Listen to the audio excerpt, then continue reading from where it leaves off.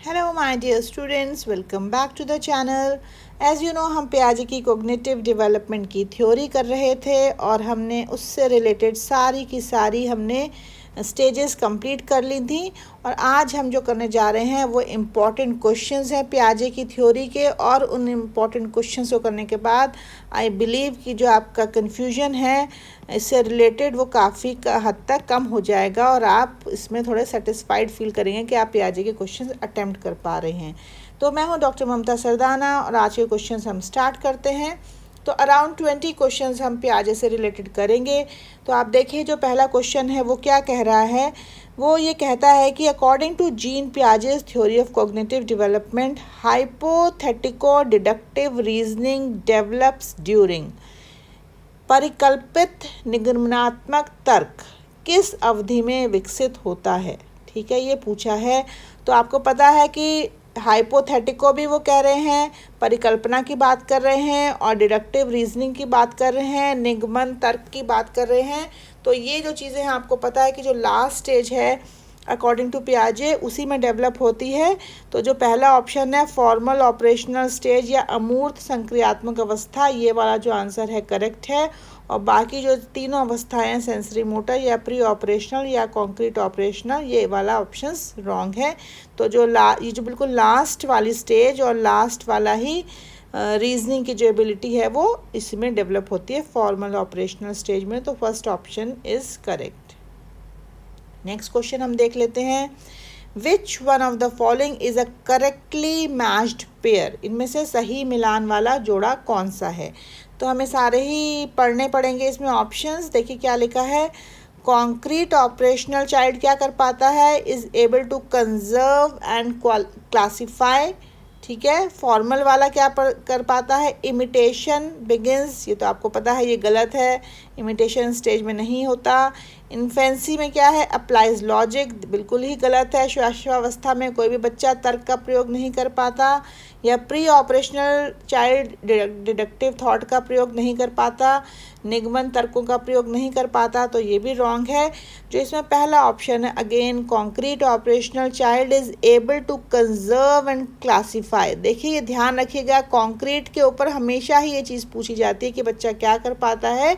तो बच्चा क्या कर पाएगा, वर्गीकरण कर पाता है और कंजर्व कर पाता है चीज़ों को। ठीक है, तो ये पहला ऑप्शन इज़ करेक्ट कि जो कॉन्क्रीट ऑपरेशनल वाला चाइल्ड है वो कंजर्व एंड क्लासीफाई कर पाता है। Next question is third question. According to पियाजे थ्योरी बच्चे कैसे लर्न करते हैं, किसके द्वारा बच्चे सीख रहे हैं। Children learn by memorising information. देखिए हमारे यहाँ पे नाम लिखा है पियाजे का, तो हमने पियाजे की थ्योरी के अकॉर्डिंग ही अपने आंसर को देना है। मेमोराइजिंग इन्फॉर्मेशन, ऐसा पियाजे ने कुछ नहीं कहा। स्कैफोल्डिंग भी पियाजे ने स्कैफोल्डिंग का नाम नहीं लिया है। प्रोसेसेस ऑफ अडेप्टेशन, अनुकूलन की प्रक्रियाएं, जो पियाजे की पूरी थ्योरी है वो अनुकूलन के चारों तरफ ही घूमती है। ठीक है, ये आप जानते हैं। और लास्ट ऑप्शन भी हम चेक कर लेते हैं, changing their behaviour when offered appropriate rewards, ये तो बिल्कुल ही रॉन्ग है। तो जो अडेप्टेशन वाला आंसर है दैट इज़ करेक्ट, यानी कि ऑप्शन जो 3 है वो हमारा इसमें सही बैठता है।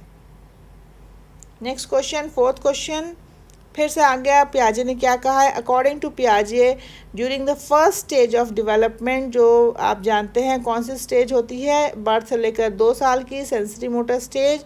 कैसे बच्चा सीखता है, बच्चा एब्स्ट्रैक्ट फैशन में सीखेगा, अमूर्त तरीके से सीखेगा, जी नहीं।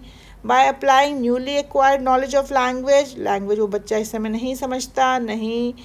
बाय यूजिंग द सेंसेस, बिल्कुल सही आंसर है, बच्चा इंद्रियों के प्रयोग द्वारा सीखता है। तो this answer is correct, option 3 is again correct here कि सेंसरी मोटर स्टेज में बच्चा सेंसेस के द्वारा सीख जाता है। नेक्स्ट क्वेश्चन हम आगे बढ़ते हैं।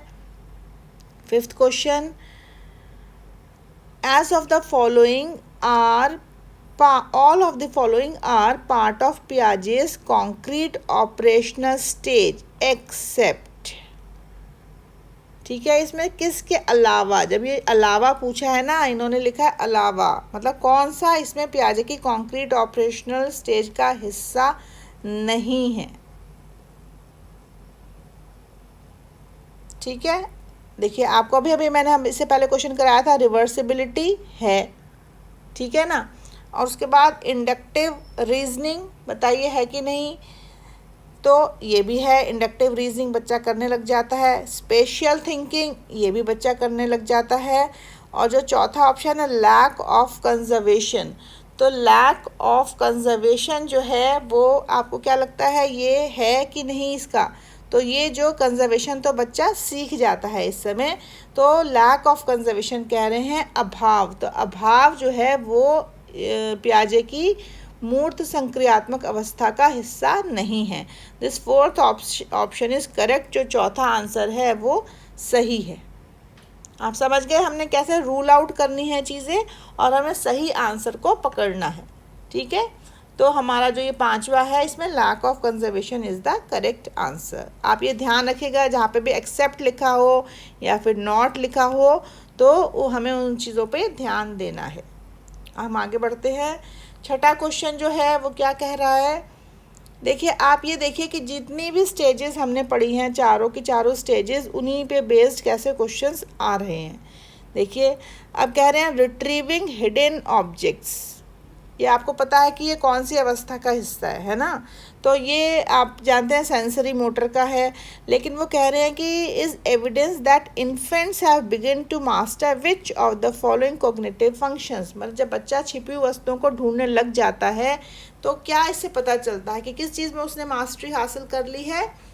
तो आपको पता है ये ऑब्जेक्ट परमानेंस की, जब मैंने आपको एक बार शुरू में एक टेबल बताई थी उसमें सारी स्टेजेस और उनके गोल भी बताए थे, तो उसमें ऑब्जेक्ट परमानेंस एक बहुत इंपॉर्टेंट बात आती है। वस्तु स्थायित्व जो पहली अवस्था है सेंसरी मोटर की, जब वो एंड सी होने लग जाती है 1.5-2 साल के करीबन बच्चा ऑब्जेक्ट परमानेंस सीख जाता है, तो हमारा जो सेकंड ऑप्शन है ये यहाँ पर सही है, वस्तु स्थायित्व का गुण बच्चा सीख लेता है। आगे बढ़ते हैं। नेक्स्ट क्वेश्चन है the stage of cognitive development according to पियाजे in which a child displays object permanence. देखिए वही सेम क्वेश्चन है और उन्होंने उसको घुमा के पूछ लिया है। पहले इसमें ऑब्जेक्ट परमानेंस पूछा था, अब ऑब्जेक्ट परमानेंस से रिलेटेड उन्होंने स्टेज पूछ ली है। तो ये आप जानते ही हैं बहुत अच्छे तरीके से कि इसमें जो सेंसरी मोटर है वो पहली वाली संवेदी प्रेरक जो चरण है वो उसमें बच्चे वस्तु स्थायित्व को प्रदर्शित करते हैं। आगे बढ़ते हैं हम जल्दी से 8th क्वेश्चन पे आ जाते हैं। तो देखिए ये क्या कह रहे हैं, फिर इन्होंने फॉर्मल ऑपरेशनल स्टेज की कैरेक्टरिस्टिक पूछी है। An important characteristic of formal operational stage of mental development is, औपचारिक संक्रियात्मक अवस्था की मुख्य विशेषता कौन सी है। तो इसमें देखिए आपको शुरू में पहले क्वेश्चन में ही बताया गया था कि बच्चा एब्स्ट्रैक्ट थिंकिंग करने लग जाता है। इसमें देखिए हम वो ऑप्शन बाकी रूल आउट कर देते हैं, concrete thinking, social thinking, egocentric behaviour. तो इसका जो एब्स्ट्रैक्ट थिंकिंग जो सबसे पहला ऑप्शन है ये इसमें हमारा सही है, और वो ये बता रहे हैं कि ये जो है हमारे अमूर्त चिंतन बच्चा कर पा रहा है, औपचारिक संक्रियात्मक अवस्था की ये मुख्य विशेषता है। हम आगे बढ़ते हैं 9th क्वेश्चन के ऊपर। तो 9th क्वेश्चन क्या कह रहा है, देखिए फिर इन्होंने पूछा development of the capacity for abstract scientific thinking, कौन सी अवस्था की ये कैरेक्टरिस्टिक है। तो आप ये जानते हैं ये दोनों क्वेश्चंस बिल्कुल ऑपोजिट थे एक दूसरे के। तो ये फॉर्मल ऑपरेशनल स्टेज की बात कर रहे हैं, औपचारिक संक्रियात्मक अवस्था उसमें अवस्था से का कैरेक्टरिस्टिक पूछा था, और इसमें कैरेक्टरिस्टिक देके एब्स्ट्रैक्ट कैरेक्टरिस्टिक देके अवस्था पूछी है। तो ये आप अच्छी तरीके से जो भी देखिए जो सारी अवस्थाओं की सबसे मेन कैरेक्टरिस्टिक है वो आपको याद रखनी है। इसके अलावा सारे कैरेक्टरिस्टिक्स के अलावा ये मैंने जितने भी टेबुलर फॉर्म में आपको सब कुछ लिख के दिए हुए हैं ना, जितने भी पॉइंट्स, तो आपको पॉइंट्स बिल्कुल आपको बाय हार्ट लर्न होने चाहिए एकदम। आपने क्या करना है, उन्हें लर्न करके रखना है बाय हार्ट, ठीक है। तो आप लर्न करेंगे तो सारे के सारे क्वेश्चंस आप बहुत इजीली सॉल्व कर लेंगे, ठीक है। 9th क्वेश्चन हमारा कंप्लीट हो गया। 10th पे हम आ जाते हैं। अब कह रहे हैं 10th वाला क्या कह रहा है कि conservation, the concept of conservation, जो संरक्षण है इस प्रत्यय से जीन पियाजे का क्या तात्पर्य है। अब वो किस चीज़ के कंजर्वेशन की बात कर रहे हैं जीन पियाजे, क्या वाइल्ड लाइफ और फॉरेस्ट के कंजर्वेशन की? जी नहीं, वन्य जीवन के संरक्षण की बात नहीं हो रही है। Certain physical properties remains the same even when outward appearance changes. ठीक है, ये उन्होंने बात करी है। जो भी मैंने आपको बहुत सारे एग्जाम्पल्स दिए थे, वो पानी वाला, बीकर वाला, ग्लास वाला, या क्ले वाला, या वो जिसमें हमने स्पेस दे दी थी बीच में, या शेप चेंज कर दी थी, तो वो सारे ये बता रहे हैं कि फिज़िकल प्रॉपर्टीज़ तो सेम ही रहेंगी हर चीज़ की, हर मैटर की, even when outward appearance change हो जाती है तो भी वो फिज़िकल प्रॉपर्टीज़ सेम रहती हैं। तो ये आपको बिल्कुल ध्यान रखना है। ये जो कंजर्वेशन है हमारा, इस चीज़ के बारे में बात हो रही है। तो सेकंड ऑप्शन हमारा यहाँ पे करेक्ट हो जाता है कि कुछ भौतिक गुणधर्म वही रहते हैं, चाहे बाहरी आकृतियाँ बदल जाएं, है ना। तो जैसे हमने वाटर या आइस वाला जो बताया था, तो हमें उसके बेस पे कंजर्वेशन की बात हो रही है यहाँ पर। तो हम आगे भी ऑप्शंस एक बार चेक कर लेते हैं। One can arrive at the correct conclusion by systematically testing hypothesis, इसकी बात नहीं हो रही है। Taking the perspective of others into consideration is an important cognitive ability, इसकी बात भी यहाँ पर नहीं हो रही है। दूसरों के परिदृश्यों को ध्यान में रखने की बात नहीं हो रही है। संरक्षण का अर्थ है कि भौतिक गुणधर्म वही रहते हैं, चाहे बाहरी आकृतियाँ बदल जाएं। नेक्स्ट क्वेश्चन देखते हैं 11th। Which one of the following is not a limitation of the pre operational thought? ठीक है, अब ये कह रहे हैं नॉट अ लिमिटेशन, मतलब बाकी चीज़ें तो क्या है, वो उससे रिलेटेड नहीं है, लेकिन एक जो चीज़ है वो क्या है, एक सीमा नहीं है। ठीक है, तो देखिए यहाँ पे क्या लिखा हुआ है। पहला है डेवलपमेंट ऑफ सिंबॉलिक थॉट, फिर ईगोसेंट्रिज्म या इरिवर्सिबिलिटी या टेंडेंसी टू कॉन्सेंट्रेट। ठीक है, तो टेंडेंसी टू कॉन्सेंट्रेट, तो इसमें जब मैंने पहले आपको बताया कि मैंने एक शुरू में एकदम टेबल दी थी स्टेजेस बनाते समय, तो उसमें मैंने सभी का गोल या उसका एम लिखा हुआ था वहाँ पर। तो जो प्री ऑपरेशनल थॉट का लिखा था, डेवलपमेंट ऑफ सिंबॉलिक थॉट, ये बच्चे करना सीख जाते हैं, प्रतीकात्मक विचार का विकास बच्चे सीख जाते हैं। तो इसमें पहला वाला ऑप्शन हमारा करेक्ट है, डेवलपमेंट ऑफ सिंबॉलिक थॉट। ठीक है, और बाकी जो ये सारी चीज़ें हैं, ये जो है वो उसकी लिमिटेशन हैं, ईगोसेंट्रिज्म या फिर इरिवर्सिबिलिटी या फिर टेंडेंसी टू कॉन्सेंट्रेट, ध्यान केंद्रित करने की प्रवृत्ति। ठीक है, तो पहला वाला ऑप्शन इसमें करेक्ट है। नेक्स्ट हम आते हैं, नेक्स्ट जो क्वेश्चन है 12th क्वेश्चन, वो क्या कह रहा है, one of the major accomplishments of concrete operational stage is, निम्नलिखित में से कौन सा मूर्त क्रियात्मक अवस्था के प्रमुख कौशलों में से एक है?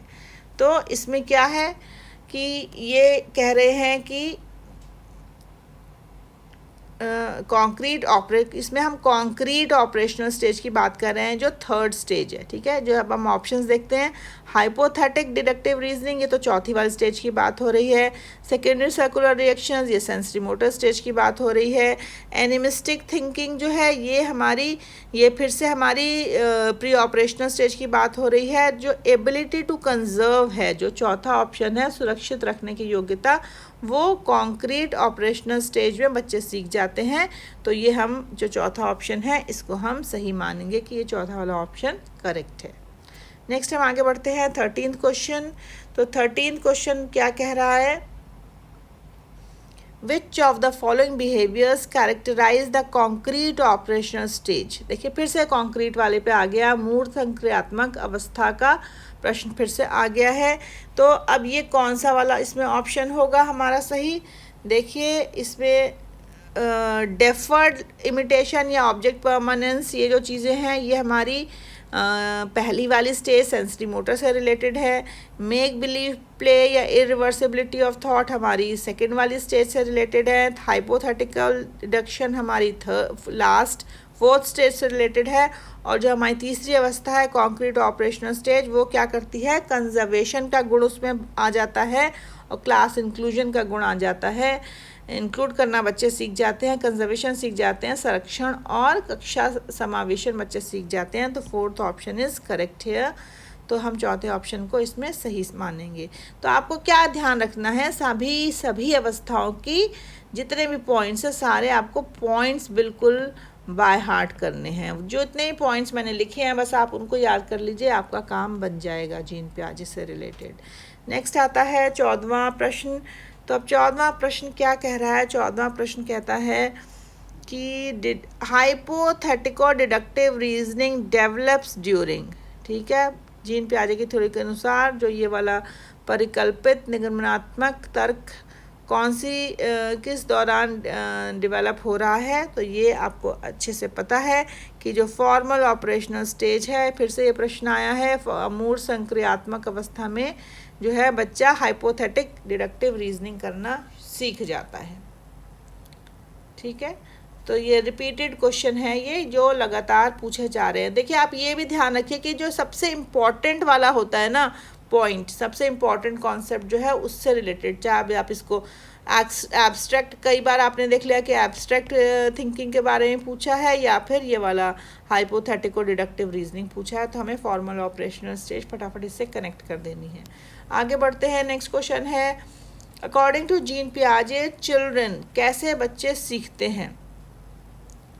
Learn by observing others. तो आपने क्या नाम याद रखना है? जीन पियाजे। देखिए यहाँ तो आपको पता है कि हम जीन पियाजे के क्वेश्चंस कर रहे हैं तो आपको कोई दिक्कत नहीं है, लेकिन एग्जाम में तो ऐसा नहीं होगा ना, तो आपको ध्यान रखना पड़ेगा किसके बारे में पूछा गया है।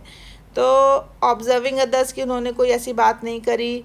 Can be condition to behave in particular ways, ये भी कोई बात नहीं करी। Can be taught to behave and learn by rewards and punishment, ऐसी भी कोई बात नहीं करी। तो ये सारे ऑप्शंस तो हमारे रूल आउट हो जाते हैं। तो इसके बाद हमारा एक जो लास्ट बच रहा है, actively construct knowledge as they manipulate and explore the words, मतलब ज्ञान को सक्रिय रूप से संरचित करते हैं और व्यवहार कौशल का प्रयोग करते हैं, दुनिया के साथ अन्वेषण करते हैं। तो ये वाला ऑप्शन जो आपको पता ही है कि कंस्ट्रक्शन ऑफ नॉलेज बच्चे कर रहे हैं बाय फिज़िकल वर्ल्ड के कांटेक्ट में आकर। बच्चा जब क्रियाएं करता है तो वो बच्चा अपने नॉलेज को खुद ही डेवलप करता है। तो नॉलेज का डेवलपमेंट कैसे हो रहा है? इसके द्वारा हो रहा है। तो आपको पता है ये जीन पियाजे ने कहा था, तो आप इस चीज़ को समझ सकते हैं। ठीक है, चौथा ऑप्शन हमारा करेक्ट है। आगे बढ़ते हैं। 16 क्वेश्चन कहता है, which of the following कैरेक्टराइजेज a child in pre operational stage. अब प्री ऑपरेशनल स्टेज की पूर्व क्रियात्मक अवस्था की बात वो कर रहे हैं कि गोल डायरेक्टेड बिहेवियर है बच्चे का, कौन सा कैरेक्टरिस्टिक है, या डेफर्ड इमिटेशन है, या फिर इरिवर्सिबिलिटी ऑफ थॉट है, या फिर सर्कुलर रिएक्शंस हैं। तो देखिए बच्चा जो है विचार पलट नहीं पाता, जो पलटाने वाला जो गुण है बच्चे का वो बच्चा नहीं डेवलप कर पाता। इसके लिए मैंने आपको कई एग्जांपल्स के थ्रू समझाया था। तो जो इरिवर्सिबिलिटी ऑफ थॉट जो है ये इसका सही उत्तर है, थर्ड वाला, कि बच्चा इरिवर्सिबिलिटी ऑफ थॉट नहीं कर पाता। ठीक है, इस अवस्था में हम आगे बढ़ते हैं। A child focuses on one aspect of a situation and ignores the other. ठीक है, एक पहलू पर बच्चा ध्यान दे पाता है लेकिन दूसरे की पूर्ण अवहेलना करता है। तो इसका मतलब बच्चा एक ही चीज़ पे, उसका जो फोकस है that is on only on one thing, एक ही चीज़ पर है, वन थिंग पर। ठीक है, या तो वो बच्चा क्वांटिटी देख रहा है, मैंने आपको जो ग्लास वाला जैसे एग्जांपल बताया था कि ग्लास हमने लंबा कर दिया तो भी वो बच्चे को समझ नहीं आया जो बीकर वाला था। ठीक है, तो सेंट्रेशन वाला जो है ये बच्चा जब एक एस्पेक्ट पे फोकस कर पाता है दूसरे पे नहीं कर पाता, तो इससे हम सेंट्रेशन की जो बात करते हैं, ये केंद्रीयता की जो केंद्रीकरण है बच्चे का एक ही चीज़ पे रहता है। तो इसमें जो चौथा ऑप्शन है वो वाला सही है। ये इगोसेंट्रिक बिहेवियर तो नहीं है, इनेबिलिटी टू इमिटेट भी नहीं है, फोकस ऑन सिंबॉलिक थॉट भी नहीं है। तो बाकी तीनों जो है ये गलत, सॉरी इसमें मैंने गलत ऑप्शन पे लगा दिया, ये वाला चौथा वाला सही है। ठीक है, सेंट्रेशन, केंद्रीकरण, एक ही जगह पे उसका केंद्र जो सोचना है उसका वो एक ही चीज़ पे फोकस रहता है। ठीक है, तो आप एक बार रिवाइज करिएगा जितने भी मैंने स्टेजेस के आपको पॉइंट्स बता रखे हैं, तो आप इन क्वेश्चंस को आराम से कर पाएंगे। ठीक है, नेक्स्ट क्वेश्चन हमारा क्या कह रहा है कि a teacher of grade 6 to 8 in his classroom should, मतलब 6 से 8 क्लास का जो शिक्षक है उसे कैसे पढ़ाना चाहिए। देखिए, इस समय बच्चा बड़ा हो जाता है और वो अपने जो लास्ट स्टेज है बच्चे की उसमें कॉग्निटिव डेवलपमेंट की, उसकी हम इसमें बात कर रहे हैं। तो आपको पता होना चाहिए कि बच्चा कैसे सीखेगा इस समय। ठीक है, केवल सिलेबस पे फोकस करेगा, नहीं, ऐसा नहीं है। Discourage use of logical arguments, ऐसा तो बिल्कुल ही नहीं है, डिस्करेज नहीं करेगा वो। तार्किक बहस के प्रयोग को हतोत्साहित नहीं करना चाहिए शिक्षक को। Present problems that require reasoning based solutions, जी हाँ, ये टीचर को ऐसा करना चाहिए। या फिर यहाँ पे क्या लिखा है, यूज़ ओनली कॉन्क्रीट मटेरियल्स। देखिए, इस समय बच्चा बड़ा हो चुका है तो उसे कॉन्क्रीट मटेरियल की सिर्फ आवश्यकता नहीं है, वो मेंटल प्रॉब्लम्स या मेंटल जो शाब्दिक रूप में उसे चीज़ें बताई जाती हैं उन्हें भी वो इजीली सॉल्व कर पाता है। तो रीजनिंग बेस्ड चीज़ें बच्चे को बतानी चाहिए, जिसमें कि कोई ऐसी समस्या प्रस्तुत करनी चाहिए जिसमें तर्क आधारित समाधान की आवश्यकता होती है। तो इस समय बच्चा क्योंकि चौथी अवस्था में है, इसलिए इस हिसाब से हमारा थर्ड ऑप्शन एकदम सही है। नेक्स्ट आगे बढ़ते हैं। 19th क्वेश्चन कह रहा है, अकॉर्डिंग टू पियाजे which one of the following pairs is essential for cognitive development of the child. देखिए क्या कह रहे हैं, कौन सा पेयर हमें सबसे ज़्यादा उपयुक्त है। एसिमिलेशन एंड जेडपीटी, जी जेडपीटी की बात नहीं करी है पियाजे ने। स्कैफोल्डिंग की भी बात नहीं करी है पियाजे ने। आईक्यू एंड क्रिएटिविटी की बात नहीं करी है। और जो चौथा ऑप्शन है एसिमिलेशन एंड अकोमोडेशन, आत्मसातकरण तथा समायोजन, यही बात पियाजे लगातार करते आ रहे हैं। तो ये वाला हमारा चौथा ऑप्शन सही है कि बच्चा जो है कॉग्निटिव डेवलपमेंट उसका एसिमिलेशन एंड अकोमोडेशन की वजह से होता है। जो स्कीमा वाली मैंने आपको बात कही थी कि बच्चे कैसे एसिमिलेट करते हैं और कैसे अकोमोडेट करते हैं, जो एडेप्टेशन वाली बात थी। ठीक है, नेक्स्ट क्वेश्चन हमारा आ जाता है the process of adjusting deleting schemas. देखिए, जो मैंने बोला वही क्वेश्चन आ गया अभी। न्यू स्कीमास बनाना, तो ये पियाजे ने क्या कहा था कि नए स्कीमा बना रहे हैं या समायोजित कर रहे हैं या हटा रहे हैं। तो ये सब किस के द्वारा किया जा रहा है, बच्चा किसके द्वारा सीख रहा है। जोन ऑफ प्रॉक्सिमल डेवलपमेंट, जी नहीं। स्कैफोल्डिंग भी नहीं। स्कीमा फॉर्मेशन भी नहीं। अभी मैंने आपको बताया था अडेप्टेशन या अनुकूलन, और इससे जो पहले था कि एसिमिलेशन एंड अकोमोडेशन, जो ये दोनों क्रियाएं किसके अंतर्गत आती हैं, ये अडेप्टेशन के अंतर्गत आती हैं, अनुकूलन के अंतर्गत आती हैं। तो हमारा थर्ड ऑप्शन इज़ करेक्ट। तो ये हमारा लास्ट क्वेश्चन था और मुझे ऐसा लगता है कि इन क्वेश्चंस को करने के बाद थोड़ा सा आपका कॉन्फिडेंस इंक्रीज़ हुआ होगा। ठीक है ना, तो अपने कॉन्फिडेंस को आपने बूस्टअप करना है, इसीलिए आपको क्वेश्चंस करने की ज़रूरत होती है कि जो भी आपने पढ़ा है उसको आप साथ साथ रिवाइज़ करिए। बिल्कुल ठीक है, आप रिवाइज़ करेंगे, आप क्वेश्चंस को करेंगे तो आपका कॉन्फिडेंस बूस्टअप होगा एंड यू विल डू मतलब बेटर आप कर पाएंगे। ओके, सो तो हमें अब आपको मैं जो नेक्स्ट टॉपिक पढ़ाऊँगी वो एक और मैं आपको थ्योरी पढ़ाने वाली हूँ। तो please do subscribe my channel. ठीक है, तो आप मेरे चैनल को क्या करिए, सब्सक्राइब करिए, और सब्सक्राइब करने के बाद आप इसको शेयर करिए, लाइक करिए। तो आई होप आपको मेरी चीज़ें समझ में आ रही होंगी। तो thank you so much for watching. Bye bye, धन्यवाद।